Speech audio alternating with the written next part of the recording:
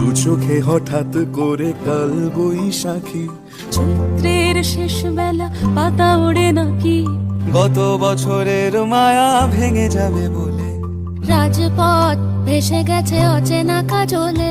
দু চোখে হঠাৎ করে কাল বৈশাখী, চৈত্রের শেষ বেলা পাতা ওড়ে নাকি, গত বছরের মায়া ভেঙে যাবে বলে, রাজপথ ভেসে গেছে অচেনা কাজলে।